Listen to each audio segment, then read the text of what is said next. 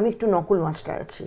আমি যেখানেই যাই টিচারদের নকল করি, থিয়েটার করতে গিয়ে ডিরেক্টরদের নকল করি, ডিরেক্টরদের ম্যানারিজম নকল করি। সে নিয়ে তুইও জানিস যে আমি ভীষণ মজা করি প্রত্যেক জায়গায়। 60 সাল থেকে বা 60-এর একটু আগের থেকে যদি সাল ধরি, তাহলে প্রায় 70 দশক পর্যন্ত আমি গানও গেয়ে গেছি এবং মাঝখানে থিয়েটারে ঢুকেছি। সবাই প্রতিশ্রুতি দিত আমাকে প্রাইজ, যখন অভিনয় করতাম বা ডিরেকশন দিতাম আমাকে প্রতিশ্রুতি দিত, প্রচুর প্রাইজ পেতাম, কিন্তু আজ পর্যন্ত সেই প্রাইজগুলো আমার হাতে এসে পৌঁছয়নি। সেই ছোটবেলা থেকে এখন ওরা প্রতিশ্রুতি দিয়ে ওপরে চলে গেছে। না ও তো রাস্তা দিয়ে পাস করছে, আমি দূর থেকে দেখে বলে ওই মেয়েটাকেই বিয়ে করতে হবে, ওই মেয়েটাকে। মানে ওই আমি সেই কথাটা আমার কানে এসে এখন আমার এক বন্ধু প্রথম দেখেই মনে হলো তোকে বিয়ে করতে হবে। এটা এক যে আছে আজ অবধি সব রকমে ভালো, চাল চাইলে গুলি মেলে তেল বিহনে আলো বলে উঠে দাঁড়িয়েছি। নমস্কার, আজকে আর্টপোরের আড্ডায় আমি যাদের সাথে কথা বলবো তারা আমার খুবই প্রাণের মানুষ। তাদের সাথে আমার অনেকটা জেনারেশনের গ্যাপ, কিন্তু তারা আমাকে এমনভাবে প্রশ্রয় দিয়েছেন, আশ্রয় দিয়েছেন, আদর করেছেন, ভালোবেসেছেন যে আমি কোনোদিন সেটা অনুভব করিনি। তারা থিয়েটারের, বাংলা থিয়েটারের তারকা দম্পতি, দুজনেই অসম্ভব গুণী, অসম্ভব ভালো মানুষ এবং কি বলবো, আমার সত্যি সত্যি সত্যি খুব কাছের, খুব প্রিয় দুজন মানুষ, মুরারি রায়চৌধুরী, নন্দিতা রায়চৌধুরী। নমস্কার। নমস্কার। কেমন আছো তোমরা? ভালো আছি। অনেকদিন পর দেখা হলো। অনেকদিন পর দেখা হলো। ভালো আছিটা বলতে হয় বলে ভালো আছি বললাম, কিন্তু আদতে ভালো নেই। কেন ভালো নেই? অনেক কারণ, মানে রাজনৈতিক, সোশ্যাল সমস্ত যেমন একটা কারণ আছে, দেশ কিন্তু শরীরও একটা কারণ আছে, তাই বয়সও একটা কারণ আছে, সব মিলিয়ে আর কি মোটামুটি আছি। ঠিক আছে, খারাপ নেই কিন্তু মোটামুটি আছে। আচ্ছা, ছোটবেলায় তো ভালো ছিলে। হ্যাঁ, ছোটবেলা থেকে তো ভালো, ভালো সেই অর্থে ভালো আমি এখনো আছি। হ্যাঁ, সেটাই, তোমরা ভালোই থাকো। এবং আমি বলছি ছোটবেলা থেকেই শুরু করব আমরা। তোমাদের ছোটবেলার কথা আমি অনেক শুনেছি, কিন্তু দর্শকরা তো শোনেনি, কাজেই ছোটবেলার কথা বলবে। কে বড় দুজনের মধ্যে? তুমি বড়, তুমি শুরু করো, তারপরে নদী বলবে। ঠিক আছে, কি বলবো? কবে জন্মেছো, জন্ম তারিখ ইত্যাদি ইত্যাদি, বাড়ির কথা একটু বলো। না, আসলে জন্মটা হয়েছিল খুব মানে বড় জায়গায়, অর্থাৎ উত্তর কলকাতার শোভাবাজার, বাগবাজার অঞ্চলের মানুষ সেভাবে বলা যায় আর কি। অর্থাৎ সেখানে আমার মামা বাড়ি, সেই মামা বাড়িতে আমার জন্ম হয়েছিল। জন্ম সালটা 1945, কিন্তু প্রবলেম আছে একটা জন্ম নিয়ে। মানে আমার দুটো জন্ম তারিখ, একটা 23 তারিখ, একটা 4 তারিখ। কেন? সেটা হচ্ছে যে যখন 4 তারিখ 4 ডিসেম্বর জন্ম হলো মা বলেন, সেই হিসেবে আমরা জানি। কিন্তু স্কুলে যখন পরবর্তীকালে ভর্তি হলাম, যে ভর্তি করতে নিয়ে গেল সে আর মনে করতে পারল আমাদের সময় যা হয় আজ থেকে প্রায় 80 বছর আগে ধরা যেতে পারে। তাই তো। তো কে কার ডেট তারিখ মনে রাখে? শীতকাল ছিল, শনিবার ছিল, ওই অমুক ছিল, তো সেটা বোধ হয় এই ছিল নভেম্বর, ডিসেম্বর, এরকম কিছু, ঠিক আছে, ওই শেষের দিকটা এইরকম ভেবে থেকে শনিবার অমুক তমুক ভেবে 23 তারিখ ও লিখে দিল, 23 তারিখ নভেম্বর। এখন কোনটাকে মানো জন্মদিন বলে? অফিসিয়ালি 23 তারিখই হয়ে গেল। বাবা, স্কুল ফাইনাল যখন পরীক্ষা দিতে যাব, আমাদের সময় স্কুল ফাইনাল ছিল, সেই সময় তার আগে ম্যাট্রিক ছিল, ম্যাট্রিকুলেশনটা আমাদের সময় থেকে অফ হয়ে গেল, স্কুল ফাইনাল শুরু হয়ে গেল। স্কুল ফাইনাল পরীক্ষা দিতে ফর্ম ফিল আপ হচ্ছে, তখন বয়স টয়স লিখতে হবে। তার ন্যাচারালি আমি আমার বয়সটা বলতে গেলে তারা বলে কি বা কাগজে পত্র স্কুলে তো অন্য লেখা আছে, মানে না ওটা পাল্টে দিন আমার, বলে এখন আর পাল্টানো যাবে না। আর কেন বল, সেটা পাল্টাতে হলে পরে ক্লাস 8 মানে 9-এ উঠবার পরে আর পাল্টানো যাবে না, ওইখানে তার যা করবার ওখানেই ঠিক করে নেওয়া উচিত ছিল, কিন্তু আমরা সেটা খেয়াল করিনি। আর জন্মদিন নিয়ে যে তারিখ নিয়ে যে এত কিছু হবে এটা বুঝিও নি, ভাবিও নি। তুমি পায়েসটা কবে রান্না করো? 4 তারিখে না 23 তারিখে? 4 তারিখ। তাই বাড়িতে 4 তারিখ করে, কিন্তু অ্যাকচুয়ালি অফিসিয়ালি তো 4 তারিখে আমাদের রেজিস্ট্রি ম্যারেজে হয়েছিল, মানে জন্মদিনের দিন। জন্মদিনের দিন ওর সাথে আমার পরিচয় আমার জন্মদিনে 9 মার্চ। আচ্ছা, ওর জন্মদিনে রেজিস্ট্রি। আচ্ছা, এটা একটা অদ্ভুত ব্যাপার, ওর জন্মদিনে পরিচয়। হ্যাঁ, আর আমার জন্মদিনের রেস বাবা, কত প্রথম থেকেই এত গল্প। আর তোমার জন্ম সালটা কবে? আমার হচ্ছে 1952 9th মার্চ। 9th March. তুমি কোথায় জন্মেছিলে?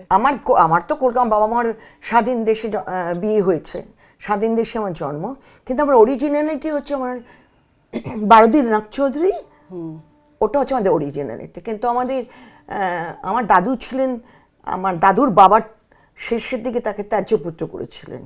হ্যাঁ, কারণ হচ্ছে যে আমার ঠাকুমা একটু শিক্ষিত ছিলেন এবং ঠাকুমার 5 মেয়ে ছিল, 3 ছেলে ছিল। সেই 5 মেয়েকে পড়াশোনা করাতেন সমানভাবে ছেলেদের সাথে। সেটা দাদুর বাবা সেটা তখন ওটা গ্রহণযোগ্য ছিল না। মানে দাদুর পিসিমারা, দাদুর যে বোনেরা, তারা টিপসই দিত, আর আমার বাবার যে বোনেরা তারা বিলেত চলে গিয়েছিল। সেই জন্য ত্যায্যপুত্র। এতটাই তফাৎ তাদের শিক্ষার। সেই জন্য আমার দাদুকে ত্যায্যপুত্র করেছিল। তখন আমার দাদু একেবারে একেবারে অর্থহীন অবস্থায়, খুব কষ্টের মধ্যে এতগুলো সন্তান নিয়ে ময়মনসিংহের কিশোরগঞ্জে ছিলেন। তা আমরা আর বারোদিকটা খুব একটা বলি না, আমরা ওই ময়মনসিংহ কিশোরগঞ্জটাই আমার বলি। এবং আমরা কলকাতা, আমার বাবা মা স্বাধীন ভারতে বিয়ে হয়েছে এটাই ভাবি, কিন্তু আমরা ওই ঐতিহ্যটাকে কিন্তু রাখি। তোমাদের তার মানে ঘটি বাঙাল বিয়ে? ঘটি বাঙাল ঠিক নয়, তবে না, ওর ফরিদপুরে। আমাদেরও দেশ ছিল পূর্ববঙ্গে, কিন্তু অতীতে সেটা তখন তো ভারতবর্ষ এক ছিল, তো দেশের ভাগ ছিল না তখন, আর এদেশ সে বিদেশ ছিল না, সবটাই ছিল দেশ।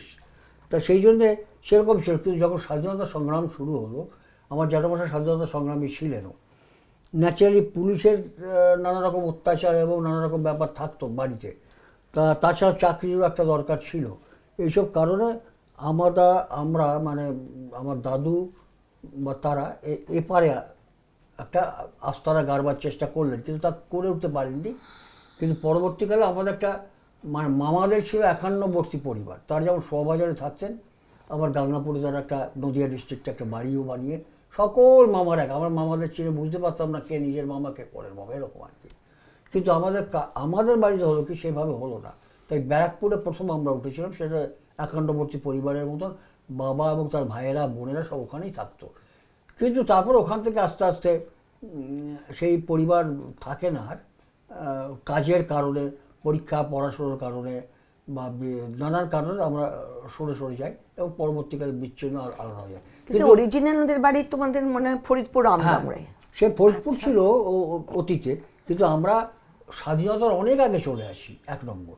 আর আমরা তো কেউ কোনোদিন দেশে যাইও নি, চোখে দেখিও নি কোনো। 2, আমার বাবা ঠাকুরদা চলে এসেছে এখানে স্বাধীনতার আগে থেকেই, ন্যাচারালি। তারপরে তো স্বাধীনতা হলো, তারপর তো আমার জন্মই তো স্বাধীনতার আগে, 45-এ জন্ম, মানে স্বাধীনতা, তখন স্বাধীনতা হয়নি, তারপরে স্বাধীন হয়েছে।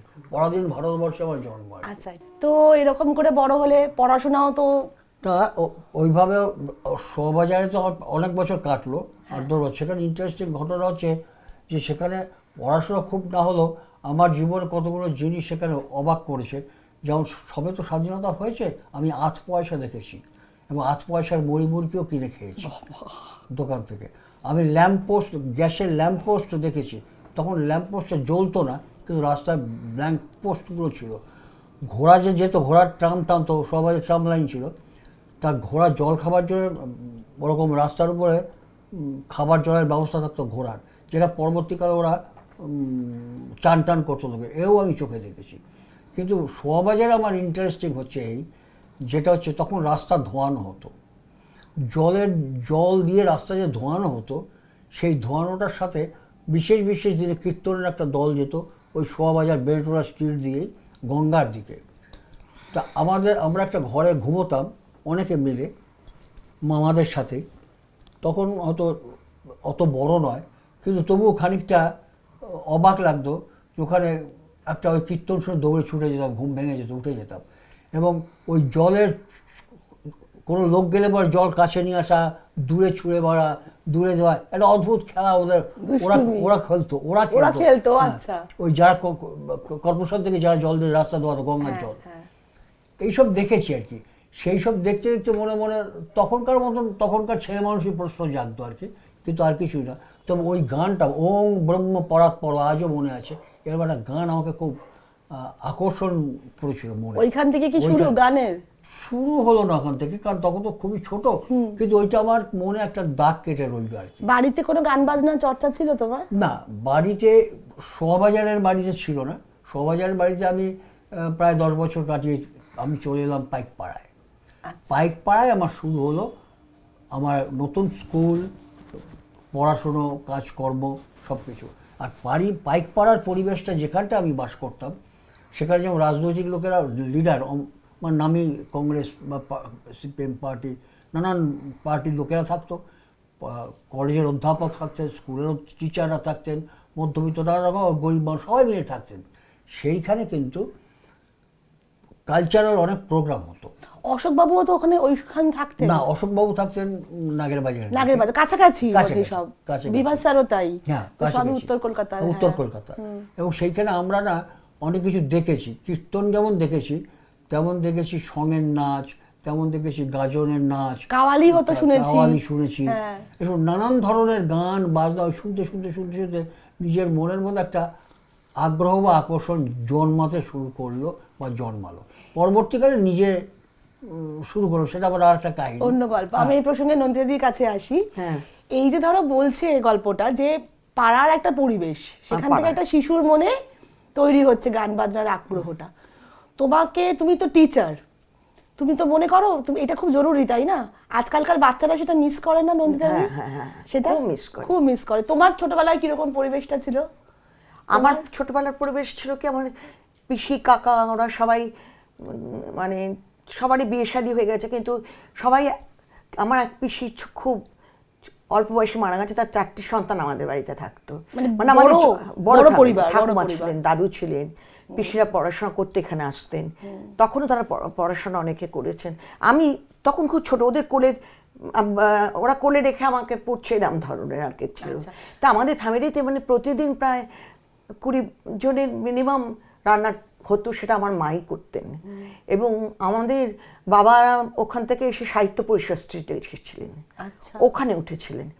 তারপরে ওখান থেকে আমার মানে শৈশব আমি দেখেছি সাহিত্য পরিষদ বাড়িটা, আমি পরে গিয়ে দেখেছি। কিন্তু আমি পাইকপাড়াতে আমার বাবা একটা গ্রাম্য জায়গায় একটা বাড়ি কিনলেন। আচ্ছা, ওটা একদম রাজা মনীন্দ্রর, তো রাজা মনীন্দ্রর কাছ থেকেই কেনা বাড়িটা। দুটো বাড়ি রাজা মনীন্দ্রর কাছ থেকে কেনা, একটা সামনে একটা পেছনে। সেই বাড়িটাই আমি বড় হয়েছি। আর আমাদের বাড়িতে কি হয়েছে, ভাই বোনের অনেক মানে ওরা ছিল, আর ওরাই তারপরে আমার আস্তে আস্তে আমাদের ভাই বোন যারা হয়েছে, ভাই বোনের মধ্যে আমরা মানুষ হয়েছি।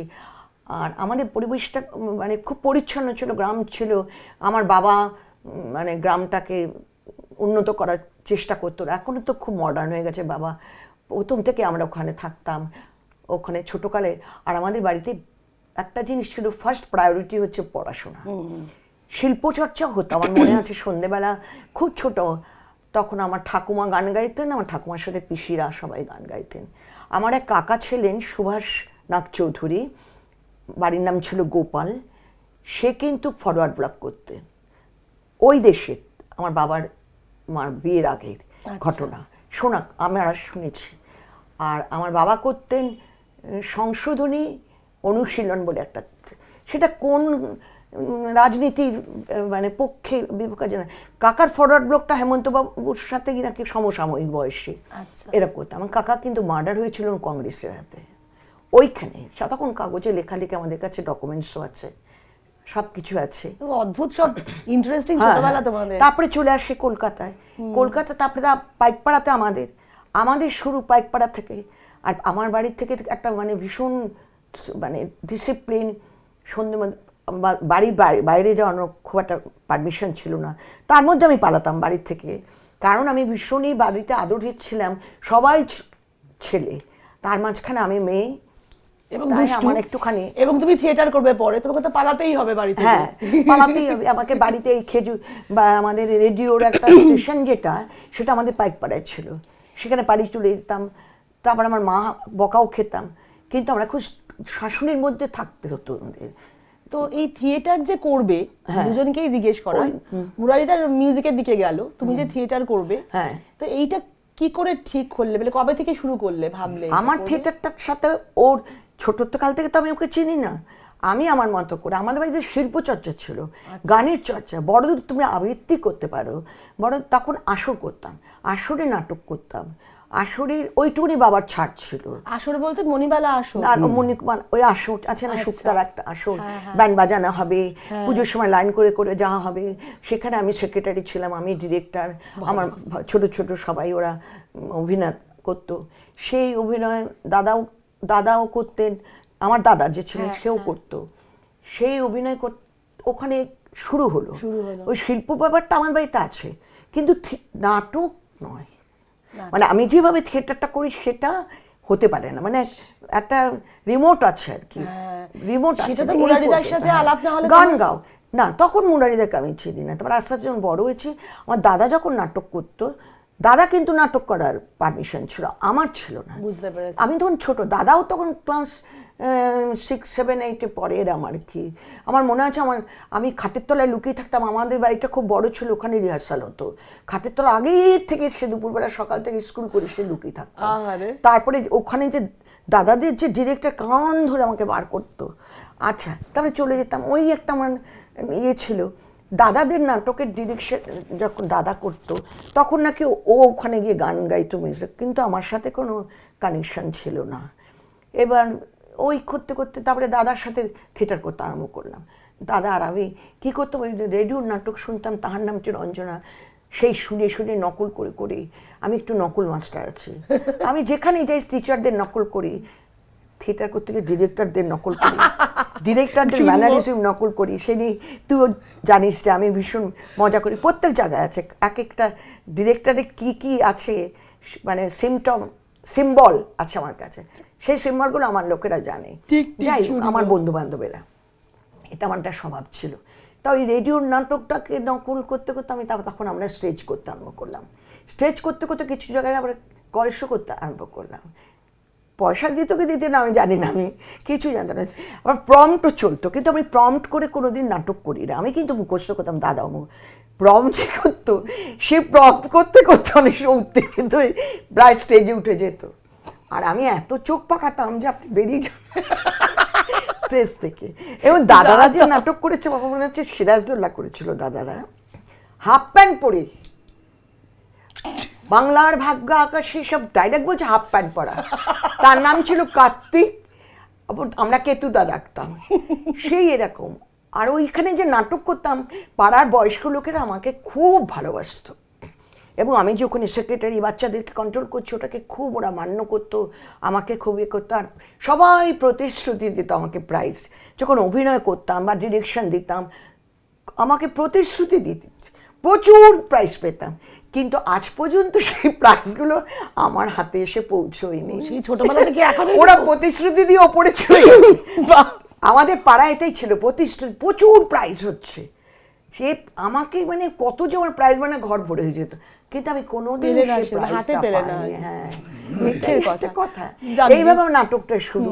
তারপরে আমাকে নিভাননী দিদি শুনেছেন যে এরকম একটা মেয়ে, নিভাননী দিদি আমাদের পাড়ায় থাকতেন, তখন উনি আমাকে ডেকে পাঠালেন, ডেকে পাঠিয়ে আমার সাথে, আমরা তাকে ঠাকুমা ডাকতাম, মানে আমরা নিভাননীদিকে ঠাকুমা ডাকতাম। ওনার তখন কোমরটা পড়ে গেছে, ওনার ছাদে আমরা রিহার্সাল করতাম, এবং উনি কিন্তু সিঁড়িটা বাইতে পারতেন না, ওই লেংচে লেংচে সিঁড়ি পর্যন্ত যেতেন আর বলতেন। আর ওনার পাঠটা উনি কিন্তু পড়াশোনা জানতেন না, উনি বই পড়তে পারতেন না। আমরা মিশর কুমারী করেছি আমরা প্রথম, আমি নাহরিন করেছি ওনার রোলটা, উনি কিন্তু পুরো বলতেন, প্রোনাউন্সিয়েশন একদম পারফেক্ট, আমি পুরো ওনাকে কপি করতাম। আর উনি একটু যাত্রা স্টাইলে অভিনয় করতেন, আমি যাত্রা করতে খুব ভালোবাসি, আমি যাত্রা, গলা ছেড়ে কথা বলা, হাত পা নেড়ে দাপিয়ে অভিনয় করা, এটাকে আমি খুব, আমার ভেতরে চলে গেল। এটা কোথায় শো হয়েছিল এই নাটকটা? এটা রংমহলে শো হয়েছে, তখন রংমহল পুরনো রংমহল। আচ্ছা। তারপরে সার্কিনা হয়েছে, সার্কিনা তখন ঘুরে। আচ্ছা আচ্ছা। আবার আরেকটা হলে কোথায় হচ্ছে, স্টারে তখন মনে হয় ঘুরতো স্টেজ। আচ্ছা। সে একবার ঘুরছে আর থামছে না, মানে তিনটে ইয়ে করে স্টেজ সাজানো, ঘুরছে তো ঘুরছেই, এরকম এরকম স্টেজেও আমরা বলি। তখন তোমার ভার্টিগো ছিল না? এখন যে ভার্টিগো না হয়েছে? না, ভার্টিগোটা তো আমার হলো বিয়ের পরে না। পরেও, আচ্ছা। আমার একে ওটা বিয়ে তো- করে আমার ওটা তো ভার্টিগো পুরোপুরি নাই। ওটা তো- ভার্টিগো এইবার আমি সেই গল্পে আসি হ্যাঁ। যে এই ভার্টিগোর কাণ্ডটা আমি জানতে চাই, কি করে তোমাদের আলাপ হলো বলো। আমাদের ওর আর আমাদের পাড়াটা কাছাকাছি ছিল, আর পাইক পাড়াটা তখন ছিল গ্রাম, যেটা বলছিল। হ্যাঁ, আমাদের পাড়ায় গ্রাম বলে এই ধরনের অনুষ্ঠান যাত্রা হতো, আমরা বড় বড় যাত্রার আর্টিস্টদের নিয়ে আসে, আমরা অভিনয় করতাম, আমরাও কিছু করতাম, এরকম এরকম ছিল আর কি। অভিনয় করেছো তুমি? আমি না, আচ্ছা, আমার তোমাদের ছেলেরা, পাড়ার লোকজন। এই অবস্থায় আমার গান শেখাটা তো বাড়িতে হারমোনিয়াম নেই, বাড়িতে গানের চর্চা আমার ছিল না, কিন্তু বাড়ির আত্মীয় স্বজনদের ছিল, যত দাদা কাকা বা অন্যান্য কাকিমা, এদের কেউ সেতার বাজাতে, কেউ গান গাইতে, এসব ছিল। এবং আমার বাড়িতে আসতেন অনেকে, গান টান শোনাতেন, গাইতেন। তো আমার তখন খুব গানের খুব ইচ্ছে ছিল, যেহেতু পাড়ার এরকম হচ্ছে। আমার বোনেরও ইচ্ছে ছিল সেই সাথে একসাথে। তা বাবাকে অনেক বলা তো, বাবা তো হারমোনিয়াম তখন কিনে দেয়নি, একটাই কাজ, পড়াশোনা করো, পরীক্ষা ভালোভাবে পাস করো, তারপর চাকরি করো, এই হচ্ছে তোমার টার্গেট। অন্য গান বাজনা এসব কোনো কিছু অ্যালাউ নয়। এবং সন্ধ্যে 6টার মধ্যে বাড়ি ফেরো, নাহলে পর শাস্তি পাবে খুব কড়া, এবং এই যা যা হয় যা হতো মধ্যবিত্ত পরিবারে। কিন্তু আমরা তখন ওই আমাদেরই পাড়ার একজন কীর্তন দলের লোক ছিলেন, তার বাড়ি থেকে একটা একানি এরকম ছোট্ট হারমোনিয়াম চেয়ে এনে হারমোনিয়াম বাজাতাম এবং শিখতে আরম্ভ করলাম। এবং ওই হারমোনিয়াম বাজিয়ে গান শেখা, গান শিখতে শিখতে শিখতে বড় হলাম। ইন্দিমিনে আমার বোনও গান শিখলো, ইন্দিমিনে বাবা একটা হারমোনিয়াম কিনে দিলেন, আমাকে না, বোনকে। এবার বোন হারমোনিয়ামে গান শিখতো, আমিও গান শিখতাম, করতে করতে ও আর গায়ক হলো না, গায়িকা হলো না ততটা, আমি গানের দিকে চলতে আরম্ভ করলাম।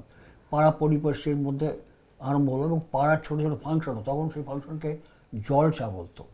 সন্ধ্যে 6টার মধ্যে আরম্ভ হয়ে যেত, 9:30 10টায় শেষ হয়ে যেত, ছোটো ছোটো জলসা হতো পাড়ায়।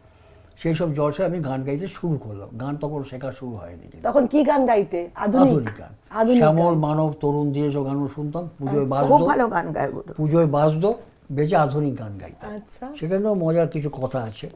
তাই সেই গান গাইতে গাইতে আমি আলটিমেটলি লোকাল আর্টিস্ট হয়ে গেলাম। সকলে আমাকে লোকাল আর্টিস্ট হিসেবে ভাড়া করে নিয়ে যেত। তোমার কোনো নিক নাম ছিল, মানে অমুক কুমার, তোষুক কুমার টাইপের ছিল? কুমার ছিল না, কুমার ছিল থাকলে না, আমি ভালো আমার হতো। কুমারই গাইতাম, আমার নামেই গাইতাম, কিন্তু প্রচুর শো আসতো আমার। আচ্ছা। মানে তখন অনেকটা ফ্যাক্টরি ছিল, শো মানে নাগের বাজারের দিকে ফ্যাক্টরি ছিল, হাওড়ার দিকে ফ্যাক্টরি ছিল, তারপরে এইসব নানান দিকে ফ্যাক্টরিতে সরস্বতী পুজো, বিশ্বকর্মা পুজো, গান ছিল। মূলত গানই গাইতাম, গানেরই শিখছিলাম। আর আমার বাড়িতেও আমি গান গাইতাম, এবং বাড়িটাও আলটিমেটলি গানের বাড়ি হয়ে গেল। লোককে জিজ্ঞেস করলে লোক দূর থেকে বলতো গানের বাড়ি, চলে যান। আচ্ছা। এইবার গানের বাড়ি বলে একটা পরিচিতি হয়ে গেল। তখন তুমি পড়াশোনাও করছো? পড়াশোনা করছি, গানও করছি। এবং চাকরিও না না, চাকরি সব স্কুল ফাইনাল পরীক্ষা দেবো। এত ছোট? এত ছোট। আচ্ছা আচ্ছা। এরপর তো স্কুল ফাইনাল পরীক্ষা দিলাম, সেটা দিয়ে প্রথমবার তো হলো না, পাস হলো না, সেটা পাশই হলো না? পাস হলো না। মিউজিয়ামে রাখা উচিত তোমাকে। আমি ভাবতেই পারি না এটা। যাই হোক, অত গান গাইলে আর কি করে? স্কুল যাওয়া, দুষ্টুমি করা, ঘুরে বেড়ানো, টালা পার্ক, হ্যান ত্যান করে বেড়াচ্ছি, এ আর হবে কোথাচ্ছে। যাই হোক, পরে 63-তে পাস করি, স্কুল ফাইনাল পাস করলাম। সেটাও অনেক কষ্টে, অঙ্ক আর ইংরেজিতে খুব কাছে ছিলাম। যাই হোক, সে কোনো রকম তুমি অঙ্কের দিদিমণির সাথেই তোমার বিয়ে হলো? অঙ্কের দিদিমণির সাথে কি বলে কপাল। এইবার পাড়াতে হলো কি, সব ছেলেরা ধরো তুমি যখন গান জানো, অত পাড়ায় যেত থিয়েটার মিউজিক করো। তা আমি বলতাম যে আমি তো এটা ভাই সম্ভব না, আমার পক্ষে কী করে মিউজিক করবো, না না না, কিছুতেই কেউ ছাড়বে না। তা এমনি করে 60 সাল থেকে বা 60-এর একটু আগের থেকে যদি সাল ধরি, তাহলে প্রায় 70 দশক পর্যন্ত আমি গানও গেয়ে গেছি, এবং মাঝখানে থিয়েটারে ঢুকেছি। কোন সময় থিয়েটারে ঢুকলে? থিয়েটারে ঢুকেছি 66-এ, নান্দিকার প্রথম? নান্দনিক নান্দনিক। পারোরই একটা দল। আচ্ছা। তার আগে একটা অদ্ভুত অদ্ভুত ঘটনা ঘটেছে। এই যে গান জানো আর গান মিউজিক করো, মিউজিক করতাম, তখন ওদের পাড়ায় মিউজিক করতে গেছি। যেমন একটা বই আছে, বইটার নাম ওদের পাড়ায়? আচ্ছা। বইটার নাম ঝড়। ঝড় মানে? ঝড় বইটার নাম, আচ্ছা, নাটকটার নাম ঝড়। আচ্ছা আচ্ছা। এবার সেই নাটকে ঝড় বৃষ্টি অনেক কিছু আছে, এইসব করতাম। আমার তো মাথা খারাপ হয়ে গেল, কী করে করবো, বাঁশি আর একটা বাঁশি নিয়ে বা হারমোনিয়াম নিয়ে বা বেহালা নিয়ে বলে করে বাজনা বাজাতাম। এবার নিজে নিজে বাড়িতে প্র্যাকটিস করে ওখানে একটা 2-4 জন বন্ধু জুটিয়ে নিয়ে ওখানে ঝড়ের আওয়াজ, বৃষ্টির আওয়াজ হাতে মাইকের সামনে করতে আরম্ভ। মানে নিজে নিজেই শিখলে? ক্রিয়েটিভ, হ্যাঁ। কারোর থেকে যেগুলো কোনো এ নেই? ওই মেঘের ডাক হচ্ছে, সব নিজে নিজে কী করে করবো, বাড়ি জায়গায় দেখে নিতাম, তারপর ওখানে গিয়ে করতে আরম্ভ করলাম। এটা একটা নিজের কি বলবো জানি না কি Creativity থেকে করলে, ক্রিয়েটিভিটিতে করলাম। এবার খানিকক্ষণ বাদে দেখলাম যে থিয়েটার যেখানটা হচ্ছে সেখানে যদি 50টা লোক থাকে সেখানে এখন 10টা লোক আছে, 40টাই আমার সামনে দাঁড়ানো। কেন? আমি তো খেয়াল করি যে আমি তো আমার মনে বাজিয়ে যাচ্ছি ডায়লগের সাথে সাথে, কথার সাথে সাথে মানে লাইভ মিউজিক তৈরি করছো? লাইভ মিউজিক তৈরি করছি বাবা, এখন মঞ্চের সেটা- আড়ালে বাজনাও বাজছে, সেটাও লাইভ লাইভ চলছে আড়ালে, ওটা সবটাই আড়ালে, এবং সবটাই বলে বলে দিচ্ছি সেইভাবে হচ্ছে, এবং ওখানে দুটো মাইক রয়েছে বাইকে। এবার পাড়ার লোকেরা চলে এলো এই কারণে যে তারা জীবনে নাটক হয়েছে, একটা বাজনা বেজেছে, কিন্তু ঝড় বৃষ্টির আওয়াজ, বৃষ্টি পড়ছে, মেঘ ডাকছে, এইসব কী করে হচ্ছে? এ তো সাংঘাতিক একটা ব্যাপার, যে কে কোথার থেকে হচ্ছে এইটা দেখবার জন্য এত ইন্টারেস্টে ওরা সব চলে এলো, এসে ওরা দেখছে যে আমি কী করে কী করছি। হঠাৎ ওদের দিকে তাকিয়ে আমি অটোমেটিকলি হাত থেমে যাবে, থেমে গেছি। এবং আপনারা মানে ওটা কী করে হচ্ছে এটা দেখছি। এই হলো শুরু। তো ওইটা আমার একটা ইন্টারেস্ট হলো, আমি বাবা এত লোক চলে এলো এখানে, থিয়েটার ছেড়ে দিয়ে আমরা তো আমরা থিয়েটারটা দেখছি, ও না এটা আরও সাংঘাতিক হচ্ছে, আওয়াজটা অনেক, এ তো জীবনে শুনিনি আমরা। ওই শুরু। তো ওই শুরু থেকে পাড়ার ছেলেমেয়েরা, বন্ধু বান্ধবরা দল ওখানে ওরকম বাজনা টাজনা হতো, এবং তখন ওখানে অনেক সময় কেউ না এলে বা কোনো একটা ছোটো পাঠ করতে হলে আমাকে বলতো একটা পাঠ কর। আমিও মজা পেতাম যে একটা পাঠ করি তাহলে। এবার পাঠ করতে উঠে একটা নায়েবের পাঠ করেছিলাম, মনে আছে, কুচ হয়ে তৎকাল দিয়ে বলে বুড়ো নায়েব অল্প বয়সী আর হয়, তাও স্কুল ফাইনাল পাস করে গেছি। ওইরকম করতে গিয়ে যাই হোক যা হয়, ভুলে গেছি পাঠ। আমাদের প্রম্পটা থাকতোই, অলওয়েজ প্রম্পটা দুদিকে থাকতো, আগেকার দিনে সবসময় প্রম্পটা থাকতো। সে প্রম্পট হচ্ছে, প্রম্পট তো শুনতে পাচ্ছি না, তা আমি মাঝখান থেকে হয়েছে সেটা নিয়ে হাসির ব্যাপার হয়েছিল। আমি কুঝো এরকম পাঠ করছিলাম, তো আমি সোজা হয়ে দাঁড়িয়ে জোরে জোরে প্রম্পটা কর, ব্যাস সব হো হো হো করে এসে উঠলো। সিরিয়াস জায়গা, কিন্তু আমি ওকে বললাম জোরে জোরে প্রম্পটা কর, শুনতে পাচ্ছি না, আর সব হো হো করে হেসে উঠলো।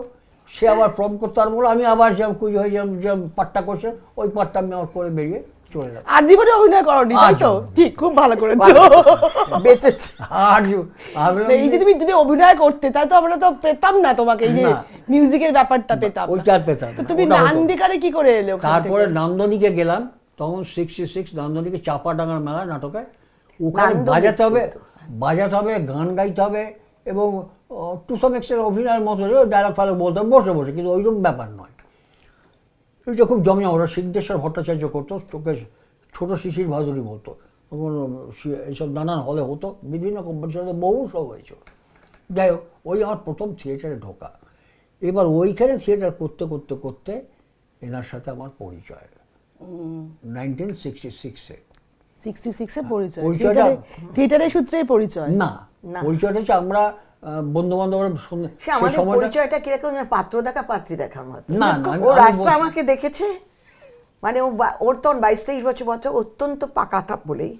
আর আমি তো কোনোদিন এসব ভাবিনি, আমি পড়াশোনা নিয়ে থাকি, আমার মাথায় না না, ও তো রাস্তা দিয়ে পাস করছে, আমি দূর থেকে দেখে বলে ওই মেয়েটাকেই বিয়ে করতে হবে, ওই মেয়েটাকে। আমি সেই কথাটা আমার কানে এসে, এখন আমার এক বন্ধু প্রথম দেখেই মনে হলো তোকে বিয়ে করতে হবে, এটা মনে হলো বললাম। এইবার সে আমার এক বন্ধু বলল, তুই কি বলছিস, তুই ও তো যার সম্পর্কে তুই বলিস সে তো তোর থেকে অনেক দূরে রাস্তা দিয়ে যাচ্ছে, আর তুই বসে আছিস পার্কের ভেতরে এইখানে, এইসব হয় নাকি? এবার 2-3 দিন চলে গেল, হঠাৎ সেই বন্ধুটা ছুটে এসে বলছে, এই মুরারি গেল কি বলো, ওই মেয়েটাকে সাথে আলাপ করবি, কথা বলি? না না না না, তখন ভয় পেয়ে গেছি। না না না না না না বল, না না যদি এরকম, না না না না আমি কিছুতে না করবো না। তারপর আরও অনেক কথা হয়েছে, না আমরা ভাই গরিব মানুষ, ওসব ভাঙা চোরা বাড়িতে থাকি, তারপর আমাকে চিটিং মাছ ভাববে, আমি ভাই ওর মধ্যে নেই। ওটা একটা কথার কথা বলার কথা বলেছি। তার মানে না বলে বলে অভ্যাস আছে।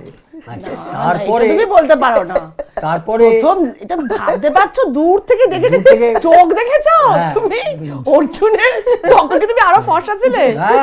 আরো ফর্সা ছিল, সেই জন্য রিফ্লেক্ট করেছিল একদম ব্যাপারটা, স্লিম ছিল। তাহলে চোখ দেখেছো বললে হবে, যাচ্ছিল তার মধ্যে, তাহলে 2-3 জনের মধ্যে আবার 2-3 জন হঠাৎ করে বলেছে। যাই হোক, তো তাই আলাপ হলো তারপরে। এবার সব থেকে মজা হচ্ছে, আমি তো দাদা নাটক সেখানেও মিউজিক টিউজিক করি, তো ওর দাদাও সেই সূত্র থেকে একদম আমার কাছে এসছে। দাদা গৌতম কি ব্যাপার, ও ওর দাদা আমাকে দাদা বলতো, এখন উল্টো হয়ে গেছে। যাই হোক, তুমি শুনলাম এই ব্যাপার, তুমি আলাপ করবে। আমার তো এখন ঘাম দিয়ে জ্বর দিয়ে হাত পা কাঁপছে আমার। আমি কি অন্যায় করে ফেলেছি বলে ফেলে, আমি না মানে আমি এরকম বলেছি তুমি বুঝতে পারছো না, দাঁড়াও একটা দিন ঠিক করো। একটা দিন ঠিক হলো, সেটাও বোধ হয় ওরকম 4 তারিখ হবে বা অন্য কোনো একটা দিন না। মিতালি রেস্টুরেন্ট, হ্যাঁ মিতালি, এটা একটা সিনেমা দেখতে গেলাম। দাদাই নিয়ে গেল? হ্যাঁ, ওর দাদা নিয়ে গেল রূপবাণী সিনেমা হলে, সিনেমা দেখলাম, দেখে ওর দাদা পরিচয় করিয়ে দিল, এবং মিতালি রেস্টুরেন্টে ওর দাদাই নিয়ে গেল, নিয়ে পরিচয় করিয়ে আমরা কী সব খেলাম, কাটলেট ফাটলেট যা কটা কিছু খেলাম, খেয়ে আমরা বাড়িতে ট্যাক্সি করে চলে এলাম। এই আমাদের প্রথম পরিচয়। এরকম দাদা কিন্তু দেখা যায় না। তোমার দাদার আসলে ইচ্ছে ছিল একটা দল করার থিয়েটারে, তুমি অভিনয় করবে, মিউজিক করবে, তাই দল পাকাচ্ছিল। দাদাকে খুব ভালোবাসতো আর কি। তো তোমাকে, ওকে তো জিজ্ঞেস করেনি তোমাকে পছন্দ কিনা, তুমিই তো বলে দিয়েছো পছন্দ। আমি পছন্দ করে দিয়েছি। তাহলে নাটকে দল করার ইচ্ছে না থাকলে এটা জিনিস কেউ করে? একটা সুন্দর টুকটুকে বোনকে নিয়ে দাদা নিয়ে পরিচয়। দাদার ব্যাপার হচ্ছে, দাদা আমার প্রচন্ড দুর্বল। আমি দাদাকে নাম ধরে ডাকি। আমার দাদার, আমি নাটক থেকে দাদাকে যদি আমি বলি, লোকে বলতো গৌতমকে আমার বাড়ির নাম ধরে বলতো, টুটু যদি বলে যে সূর্যটা এনে দাও, ও তার চেষ্টা করবে। আমি বলছি জানিস তো গৌতম, আমাকে না একটা ছেলে বলেছে বউ, মানে বউ বলেছে যে তুই আমার বউ হয়ে গেছে। আমি, ও তোমাকে বউটা বললো কবে? ও তো দুধ বিয়ে করছে মানে তো বউ। তুমি সে জানলে কি করে? সেইটাই তো বললাম। ওর বন্ধু, আমার একটা আমার অসমবয়সী বিরাট বড় বন্ধু, তার সাথে বয়স্ক বন্ধুদের সাথে বন্ধুত্ব করতে নেই। ও সেই যে বলেছে বউ, সে কি গল্পটা করছে? তুমি মনে মনে হয়ে গেছো বউ। বাবা, না ওইটা না হলে তোমাদের প্রেমটা এইরকম ভাবে এতদিন ধরে টেকার কথা নয়। এবং তোমরা যা ঝগড়া করো তারপরেও যে প্রেমটা এইভাবে টিকে আছে, কারণ ওটা একটা না ঝগড়াটা তো আমাদের যন্ত্র একটা, মিউজিক চলে না, ওটা মিউজিক। এই যে আবার আমি ওকে ছাড়া ভাবতেই পারি না কিছু। ওর ব্যাপার আমি জানি না ভাই, আমি আমারটা বলতে পারি। একটু দূরের কথা বলি, আমার তো একটা স্টেপও ওকে ছাড়া চলে না। না আমি বলছি শোনো, আমি একটা দূরের কথা বলি। আমরা একটা ছবি করতে গেছিলাম, তখন অনেক বড় হয়ে গেছি। সেই ছবিটা বসন্ত চৌধুরী ছিলেন। তা বসন্ত চৌধুরী আমাকে জিজ্ঞেস করেছিলেন যে বিয়ে থাকে সবাই, আর দু একটা প্রশ্ন। আমি বলছি এইভাবে, আমার বউকে আমি এইভাবে সাহসী প্রেম, সে নাম দিল সাহসী প্রেম। বউ এরকমভাবে অ্যাপ্রোচ করলেন, বিয়ে করলেন, সিনেমার মেটেরিয়াল একদম। এটা হচ্ছে বসন্ত চৌধুরী বলেন।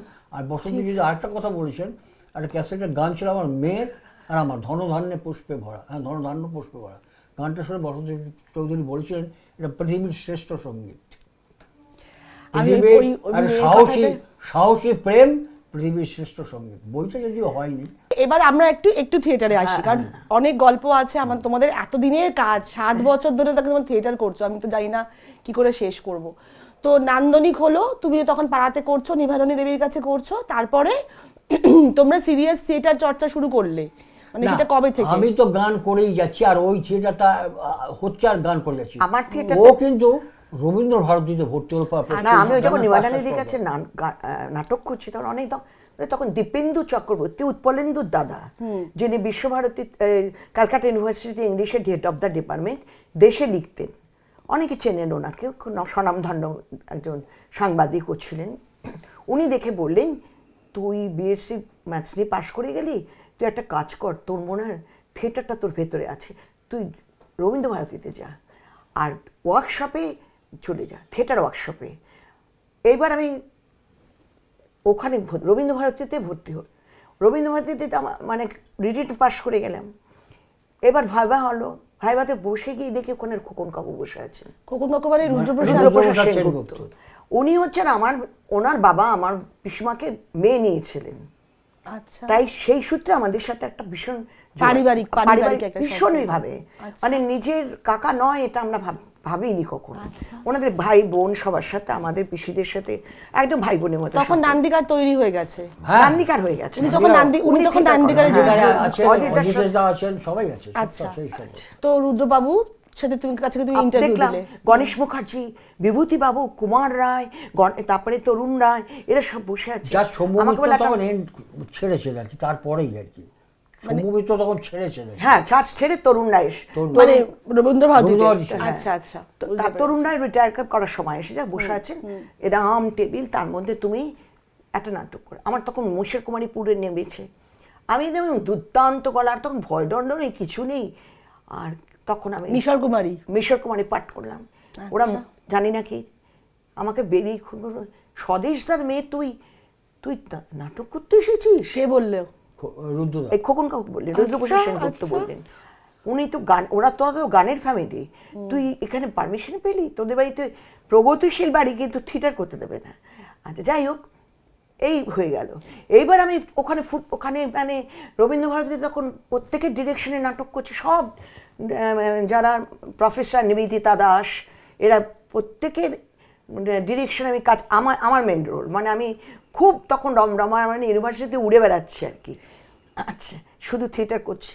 বাড়িতে আপত্তি করেনি? হ্যাঁ, বাড়িতে খুব একটা আপত্তি করেনি না। তখন বাবা বলেছে, তখন আমার জাস্ট মানে কপালটা, মানে আমার বন্ধুরা বলতো ঢুকলো একটা মেয়ে, আমাদের ছেলে বন্ধুরা, তারপরে দেখলাম তার কপালটা ফেটে গেছে। ও, ঢুকেছো আর বিয়ে হয়ে গেছে? না না, বই করতে করতে ওই মাঝখানেই বিয়েটা হয়েছে। মাঝখানে বিয়েটা হয়েছে, তখন আমি অনেকটা অবিবাহিত অবস্থায় ছিলাম। আচ্ছা, এইবার তখন আমি ওখান থেকে এটা কিন্তু জাম করে গেছো, অনেকটাই জাম করে গেছি, কারণ ওর পড়াশোনা চলছিল, ও বড় ছিল, 66 আলাপ হয়েছে ঠিকই, কিন্তু 66 এর পরে আরো 4 বছর 70 বছর এসব নানান রকম গেছে। আমারও গানও চলছে, নাটকও চলছে। তারপরে আমার মানে প্রথম কথা হচ্ছে, আমি এমএ পড়ছি, আমাকে কিন্তু কুমার রায়, আমি মানে আমার আর্থিক অবস্থাটা এমন হয়ে গিয়েছিল আমি চালাতে পারছিলাম না, কিন্তু আমি এতটাই ওখানে পপুলার ছিলাম বা আমাকে সবাই এত স্নেহ ভালোবাসা দিয়েছিলেন। কুমারদা কিন্তু আমার পুরো পড়ার খরচা টর্চা, যাতায়াত খরচা, এমএ পরীক্ষা বসার সমস্ত কুমারদা দিতেন। তুমি তো খুব বর্ধিষ্ণু পরিবারের মেয়ে, এরকম কেন হলো? আমি তো তখন চলে এসেছি। এরকম হওয়ার পেছনে কারণ হচ্ছে আমাদের বাড়িতে আসার জন্য, কারণ আমাদের বাড়ি থেকে আবার নাটক অমুক তমুক নিয়ে সব ইন্টারেস্টেড না, এই অমুক না তমুক, নানা রকম ব্যাপার আছে আর কি। তারপরে কি ভেবেছে সবাই, আরেকটা জিনিস ভেবেছে, যেমন আমরা হঠাৎ একদিন রুদ্রদা বললেন, খোকনকেও ডাকে বলে, শোন নন্দিতা, আজকে ক্লাসের পরে তোকে গোসাই বলে একটি ছেলে ছিল, সে কংগ্রেস করতো, সেও ফেমাস, তোকে নিয়ে যাবে আমাদের রিহার্সাল রুমে, তুই চলে যাবি নান্দিকারে চলে যাবি। আমরা হ্যাঁ যাবো। তারপর আমরা ট্যাক্সি করে রেগুলার যাই, গিয়ে দেখি ওখানে ফুটবলের আমাকে একটা ভালো রোল দিয়ে। না না, এটা একটু বললো, কেয়াদি তখন মারা গেছে, জাস্ট মারা গেছেন একটা শো করে, সেকেন্ড শো থেকে নন্দিতা ফুটবলে পাঠ করছে, এবং ওই কারণেই রুদ্রপ্রসাদ তাকে নিয়ে গেছে ওখান থেকে। কুমারদাও নিতে চাইছিলেন, কিন্তু কুমারদাকে নিতে দেয়নি, রুদ্রপ্রসাদ নিয়ে ওকে চলে গেছে নান্দিকারে, এবং কেয়াদির রোলটা ও করছে না, ও করছে দিদি অজিত ইসলার স্ত্রীর রোলটা। আচ্ছা, তারপরে ওখানে আমরা যেতাম, অজিত ইসলার দল ছেড়ে আফটার ক্লাস আমি ওখানে যেতাম, ওখানে গিয়ে দেখতাম মানে একটা হুড়ুস্থুল কাণ্ড। এই ঘরে আমাকে বদ্ধ করে রিহার্সাল করাচ্ছে, ওই ঘরে দুজনকে রিহার্সাল করাচ্ছে, এইসব সাংঘাতিক, মানে নামতে হবে। তারপরে স্টেজ রিহার্সাল হচ্ছে একাডেমিতে, সেই যে থিয়েটারে একটা আগে করতাম বছরে 2টো একটা, মাসে একটা, এরম শো হতো। এই যে নান্দিকারে ঢোকা হলো 76-6-6-6-এ শেষের দিকে ঢোকা হলো, আর থামা গেল না। এক মাসে 30টা কি 35টা, মানে ডাবল শো, ট্রিপল শো এরম করেছে। কিন্তু নান্দিকার ছিল তুমি অন্য কোথাও করতে পারবে না। এই অন্য কোথাওটা এলো, কিন্তু সাতটি আসলো, তারপরে অন্য কোথাওটা যখন এলো, তখন সেটা হলো সাতটিকে সোয়াইক গেলে যুদ্ধ করতে গেল, আর নীলকণ্ঠদা সেই সময় বলল রুদ্রদাকে, সাথী যদি ওখানে যেতে পারে, নন্দিতাকে আমার দলে আসতে হবে। তখন নীলকণ্ঠদার দলে আমি জুলিয়াস সিজার্স, দানিশা গৌর, তারপরে জীবিকা করতে ঢুকলাম। এইভাবে আমি তখন ছড়াতে আরম্ভ করলাম। এবার ওর যে পড়াশোনাটা নিয়ে প্রবলেম, সেটা আমার বাড়ির জন্যে, নানান কারণে আর কি, আর্থিক সংস্থান অমুক তমুক, আমার যে রোজগার সেটাও বিশেষ রোজগার নয়, কারণ আমি সরকারি চাকরিটা পেয়েছি। আমি যখন একটা চাকরি, আমি ইন্ডিয়ান স্ট্যাটিস্টিক্যাল ইনস্টিটিউট প্রথম চাকরি পাই, সেটা 72 সালে। সেই চাকরি থেকে চলে আসি ন্যাশনাল সার্ভেল সার্ভে, NSSO যেটা বলে, ন্যাশনাল সার্ভে মানে ইন্ডিয়ান স্ট্যাটিস্টিক্যাল একটা উইংস আর কি, এবং সেটা সেন্ট্রাল গভর্নমেন্টের আন্ডারে, সেটা 72 সালে। এবার 72-এর পরে আরও বেশ কয়েক বছর কেটে যাওয়ার পর এই পিরিয়ডটা কিন্তু আমি গান করছি, আর ওই নাটকটা 1-2 নাটক গান, মেনলি গান করতে করতে ওই 76 সালে 76-এ ওর সাথে আমার বিয়ে হয়। এবং বিয়ে হয় মানে রেজিস্ট্রির পরে যে একটা অনুষ্ঠান আমার বাড়ি থেকে, ওর বাড়ি থেকে করেনি, আমার বাড়ি থেকে একটা অনুষ্ঠান করেছে, আমার বাড়ি থেকে মেনে নিয়েছে, আমার বাড়ি থেকে ওটা অনুষ্ঠান হয় 76 সালে। মানেনি? আমার বাড়ি মানে ওর বাড়ি মানেরও একদিন চলে আসে, যা ৭৬ সালে। এবার ৭৬ সালের পরে ৭৭ সাল যখন হলো, তখন করিরগন্ডি হবে, সুরকার খুঁজছে, মিউজিক ডিরেক্টর খুঁজছে, তখন ওরই সূত্র ধরে তখন জগা টগা সব, তখন আমি একটা গান করতাম ওই ভালো মানুষ, শ্রীকান্ত ভট্টাচার্য একটা নাটক নিয়ে গান করতাম হারমোনিয়াম ঝুলিয়ে মাঝে মধ্যে, আর গানও করতাম, ওই নাটকটাও করতাম ভালো খাবার এই নাম দিয়ে আর কি, সুকান্ত ভট্টাচার্যের নাটক, আচ্ছা, সেটা আর কি করতাম। তারপর সজয় ভট্টাচার্যের পরিচালনা এবং লেখা, তাদের সুপ্রিয় সেনগুপ্ত একটি ছেলে ছিল, ওরা ছিল গান টান গাইতো আর কি, আমরা বন্ধু বান্ধবরা মিলে, অফিসের লোকজন সব মিলে আর কি। এইবার নান্দিকারে ডেকে পাঠালো, ওই গান ওরাও শুনেছিল, তা ওকে একদিকে পৌঁছতে গেছি হাওড়া স্টেশনে, তখন ওর সাথে আমার জানবার পর সবাই জানতে পারে যে আমি গান করি, তখন ওকে বললো, ও তখন নন্দিতা তখন আমাকে ওরই সূত্র ধরে আমি গেলাম নান্দিকারে।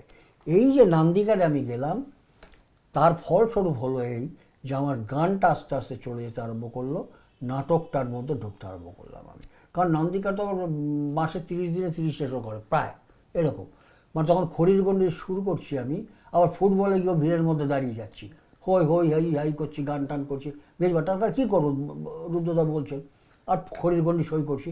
এবং তখন নর্থ বেঙ্গল নানান জায়গা ওই বাসে করে ট্যুর করতাম, ঘুরে বেড়াতাম, এইভাবে চলতাম আর কি। আর 78-এ আমাদের পরবর্তীকালে মাতন, আমার মেয়ে আত্মারেই আর কি, যার ভালো মাতনই জন্ম হয়, সেটা এইটা একটা ফেস আর কি, ফেস একটা, এটা বলে না, এগুলো তো একদম না, নিশ্চয়ই মনে রাখবো। কিন্তু মাঝখানে একটা কথা বলতে হবে, বলি যেটা মজার গল্পটা বলে তারপর ও বলবে আবার, যে এই যে আমি গান গাইতাম, গান গাইতে গিয়ে আমার জীবনে বিশেষ কিছু ঘটনা ঘটেছে। সেটার একটা দুটো ঘটনা, অনেক ঘটনা বলা যাবে না, দুটো ঘটনা বলি। সেটার একটা হচ্ছে কি, যে আমাদের পাড়াতে হীরেন মুখার্জি আর গণেশ ঘোষ ভোটে দাঁড়াতেন, সেখানে আইপিটির লোকেরা গান বাজনা করতেন। সেই দেখে আমার মনে একটা ওই একটা কী যে ওইরকম গান করো, আমিও একটা আইপিটির গান করবো, এইসব ভাবনা টাবনা জাগতো আর কি। তা সেই সূত্র ধরে দমদমে একটা আইপিটি সাম্প্রতিক দল বা ওরকম একটা দল ছিল, সেই দলের সাথে যোগাযোগ করে আমরা যেতাম টেতাম, এইসব করতাম। তো যাই হোক, সেই একটা তখন ভিয়েতনাম অমর ভিয়েতনাম এসব চলছে, সেও করে চলেছি। কিন্তু এইসব করতে করতে হতে আমার আধুনিক গানও গাইছি। তখন স্মৃতির মোড়ে একটা গানের অনুষ্ঠানে গেছি, আমি গান গেয়েছি, শ্যামল মানব তরুণ যেরকম আমি গাই সেরকম গেছি। মাঝখানে না আমি করতাম কি, আমার নিজের লেখা গান নিজে শুরু করার আমি গেয়ে দিতাম, আমি কখনো আমার নাম বলতাম না। এবার ওই রকমই একটা গান গেয়ে যখন আমি মঞ্চ থেকে নেমেছি, সাথে সাথে একটি ছেলে এসে আমাকে ধরেছে, এই গানটা আপনি কোথা থেকে গাইলেন? আমার না মুখ দিয়ে পট করে বেরিয়ে গেল শ্যামল মিত্র। আমি যেই শ্যামল মিত্র বলে ফেলেছি, গানটা তো আমার, কিন্তু বলে ফেলেছি শ্যামল মিত্র, আমার গান বলে পাত্তা পাবে না। তখন ছেলেটা বললো, স্যার তো কোনোদিন আমাদের এই গান শেখায়নি, এই গান এই রে, এইটা শুনে আমি বুঝতে পারলাম তুমি তো শ্যামল মিত্রের ছাত্র, আমি তো ভুল, মানে ওকে তো সঠিক কথা বলিনি। এবার কী হবে, এবার ও আমাকে প্রশ্ন করছে যে আপনি এই গানটা কী করে শিখলেন, আপনি কি শেখেন? আমি না, বা তাহলে আপনি কী করে তুললেন? আমি রোমঙ্গিতে হয় না, রোমঙ্গিতে বারবার 2-3 করে গান করে হয়, ওই 2-3 শুনে আবার গান উঠে গেল। আমি না, গান উঠে গেল, ওই সে কি, মানে বিশ্বাস এবং অবিশ্বাস দুটো মিশ্রিত একটা মুখ তার আমি দেখতে পেলাম, খানিকটা বিশ্বাস খানিকটা অবিশ্বাস নিয়ে সে চলে গেল। কিন্তু সেটা একটা ঘটনা আমার জীবনে একটা মোড় ঘটালো, যে আমি যেখানেই গান গাইতে যাই, আমার মতো আরও অনেক গায়ক থাকে, তারাও মানুষ আমার তরুণের গান গায়, আমিও গান কমন পাই, এই আমার গান লেখা শুরু হলো। আচ্ছা, এই প্রথম আমি গান লিখতে শুরু করলাম, আমার নিজের গান। ওদের গান একটা দুটো গাইতাম, কিন্তু আমি আমার গান গাইতাম। আর আমি একটা ইন্টারেস্টে গাইতাম, আমি তো পয়সা পেতাম না, আমি একটা ইন্টারেস্টে গাই, মানে ও তো গাদাগাদি করে ট্যাক্সিতে তুলে নিয়ে যেত, 4 ঠিকানা খাওয়াতো আর গান খাওয়াতো, গান গাইতাম। পাড়া ওই সন্ধ্যে 6টা-7টা অবধি তো ফাংশনটা জমিয়ে রাখতে হবে, জলসাটা। রাত্রিবেলা দামি আর্টিস্ট আসবে তো রাত্রিবেলা, সে তো আসবে রাত 9টায়, তো 6টা থেকে 9টা অবধি কারা চালাবে আমাদের মতন আর্টিস্টটা? তা আমরা ওই কোথাও, আর আমি যেতাম, আমার একটাই লোভ ছিল যে আমি শেয়ার করতে পারবো স্টেজ, শ্যামল, মানব, তরুণ, দ্বিজেন, এদের আমি দেখতাম, ওদের সাথে ওরা গাইছে আমার পরে। তোমার তো সব থেকে প্রিয় বোধহয় শ্যামল মিত্র, নাকি? একটা শ্যামল মিত্র শুনবো আগে। তারপরে এদের নানা রকম আমার কাছে ভালো লাগার ছিল, অমল মুখার্জি, হেমন্ত মুখার্জির ভাই, তারপরে আরও নামি দামি সব শিল্পীরা। যাই হোক, সেসব তাদের বলে কোনো লাভ নেই। কিন্তু এই গান গাইতে গাইতে যখন আমার এরকম অবস্থা, তখন আমাকে দমদমের কোনো একটা জায়গায় শৈলেন দাস, যেখানে দাঁড়াতেন ভোটে, রবীন্দ্রসঙ্গীত গাইতেন শৈলেন দাস, সিপিএম পয়েন্ট, সেখানে গাইতে দাঁড়ালেন। সেখানে আমি ওরকম 6টার সময় গেছি, গান গাইতে হবে। তখন আরও অনেক আর্টিস্ট আছে, আমি দেখতে পাচ্ছি আমার আগে যারাই যাচ্ছে তাদেরই ছোটো ছোটো ইট মেরে তুলে দিচ্ছে আর বলছে যে তুই তুকারি করে বলছে অনেক হয়েছে আর গাইতে হবে না, চলে যা। আমি না বাবা কী করে গান হবে এখানে? তো যারা সংগঠক ছিল, যারা পরিচালনা করছে গান, তারা আমাকে এসে বলছে আপনি যান। আমি কেউই তো গান গাইতে পারছে না, যে আমার আগে 3-4জন ওরকম গেছে, ইট খেয়েছে, ঢিল খেয়ে চলে এসছে। হ্যাঁ, তা আমি তখন বললাম যে মনে মনে ভাবলাম যে আমি যে গায়ক, আমি এখন গেলেও ইট খাবো, পরে গেলেও ইট খাবো, অথবা আমার ইট খাওয়ারটা আমি খেয়ে নেই, তারপর আমি চলে যাই। আমি গেলাম, এবার আমি গিয়ে দাঁড়ানো এবং আমার নামটা বলার সাথে সাথে একজন দূর থেকে বললো, হ্যাঁ ভাই তোমার নাম শুনেছি, খুব ভালো নাম, তুমি চলে যাও। আমি বললাম যে না মানে চলে তো যাবই, কিন্তু একটু গাইবো। না না না না, গাইতে হবে না, তুমি থেকে এবার তুইতে নামো, তুই যা এখান থেকে, বলে একটা ছোটো ইট মারলো, ছোটো ইট। এবার ইট আমি দেখুন আপনাদের এখানে এসছি, আমি কিন্তু মাইক জায়গা ছাড়ছি না, আমি এখানে এসছি, আপনাদের একটা ভদ্রতা আছে, আপনাদের সুনাম আছে, আমারও একটা কাজে এনেছে ওরা, একটা জাস্ট একটুখানি একটা লাইন শুনুন। বলে কি গাইলে সেটা শোনা এখন। বলে আমি বসলাম, বসবার পরে হারমোনিয়াম নিয়ে সবে বাইরে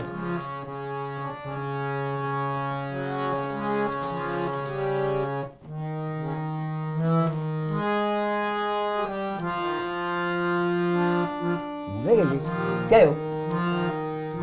তা হারমোনিয়ামটা বাজিয়েছি, তখন বলছে যে খুব ভালো হারমোনিয়াম বাজিয়েছো ভাই, উঠে যান। এবার উঠছি না, তা বলছে এই উঠবি কিনা বল, বলে সামনে চলে এসছে, ওঠ।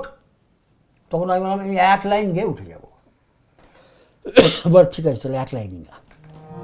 আমি তখন গাইলাম, এক যে আছে আজব দেশ, সব রকমে ভালো, তেল চাইলে গুলি মেলে, চাল চাইলে গুলি মেলে, তেল বিহনে আলো, এক যে আছে আজব দেশ, সব রকমে ভালো, চাল চাইলে গুলি মেলে, তেল বিহনে আলো, বলে আমি উঠে দাঁড়িয়েছি।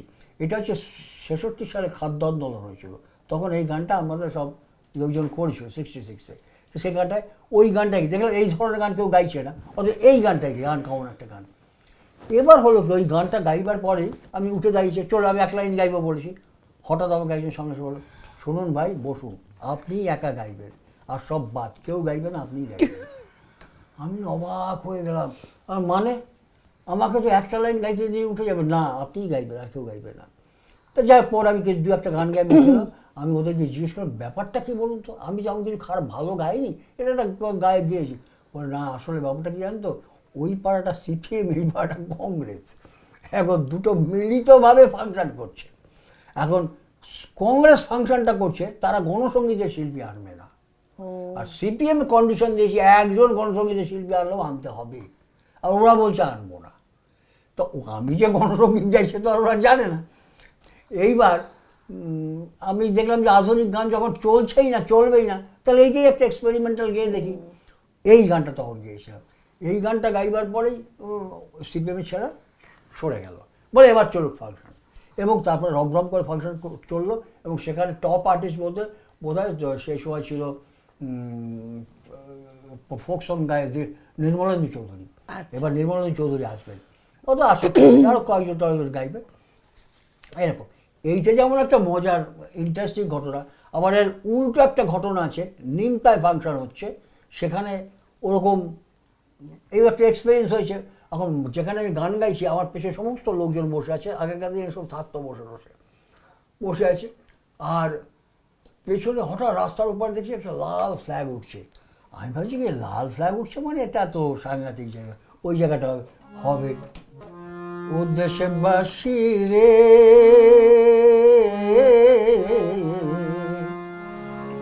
শহীদের খুনে লাল হইল রে বাংলাদেশের মাটি, শহীদের খুনে লাল হইল রে বাংলাদেশের মাটি, ও দেশবাসী রে।